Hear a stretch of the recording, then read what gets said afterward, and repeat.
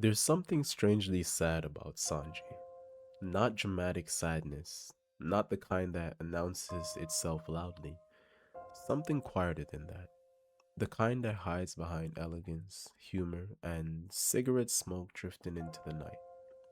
Because when most people think about Sanji, they think about his kindness, his loyalty, his flames, or the way he carries himself. But beneath all of that, there's a loneliness to Sanji that never fully disappears.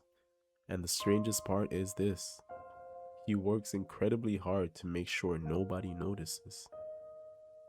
Before Sanji became the cook of the Straw Hats, he was simply a child nobody wanted, a prince rejected by his own bloodline.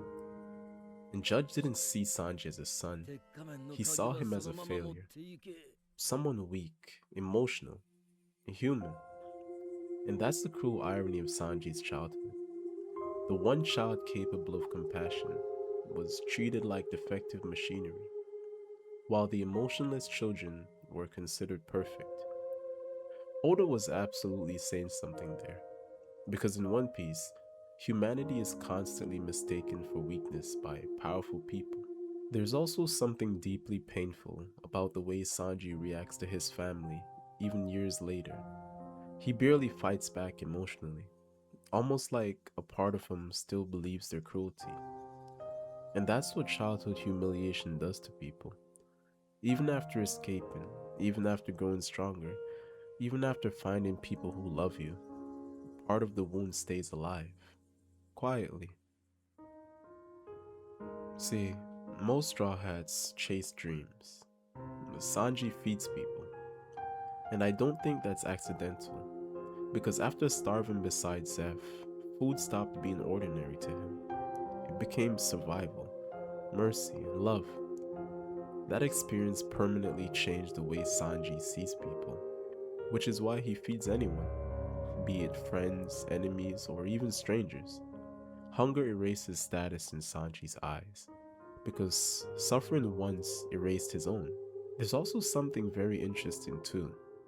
See, Sanji rarely seems happiest while eating himself, but he constantly smiles watching other people eat, almost like feeding others became the only way he learned to feel needed. And honestly, that makes his kindness feel far more tragic. Now, a lot of people reduce Sanji to just a perverted gag. The flirting, all the nosebleeds, and the obsession with women. But underneath all of that, there's actually a deep, emotional philosophy guiding him. Sanji desperately wants to remain gentle because he grew up surrounded by cruelty. That's why Zeph matters so much. Zeph didn't harden Sanji, he protected the softness still inside him. And in a world as violent as One Piece, that softness becomes revolutionary. That's why Sanji refuses to hit women, not because he's weak, but because violence reminds him too much of the world he escaped from. Sanji's kindness isn't naive, it's intentional, which honestly makes it stronger. One of the saddest patterns in Sanji's story is how often he tries to remove himself from other people's lives. He leaves the Baratier, he tries to sacrifice himself repeatedly, he even tries to abandon the Straw Hats during Whole Cake Island. And every single time, he convinces himself other people would be happier without him. That mindset doesn't come from confidence, it comes from growing up unwanted. People raised that way often become experts at self erasure. They suffer privately, then smile publicly. And Sanji does this constantly. Even his fighting A style chef reflects must this fight without sadness. using his hands He or protects his knives. Those are hands because sacred. they're meant for cooking. Now, at first, that sounds pretty cool, but the deeper meaning is heartbreaking. See, Sanji values nourishing people more than violence itself. He prefers creation over destruction and to care over domination. And people who live that way often end up exhausting themselves for everyone around them. What makes Sanji special is that suffering never turns him cruel. That may genuinely be one of the strongest things about his character, because many people who experience rejection become bitter.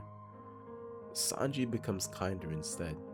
He feeds strangers, protects people, makes others feel valued, even after spending his childhood feeling worthless himself. That's emotional resilience in its purest form.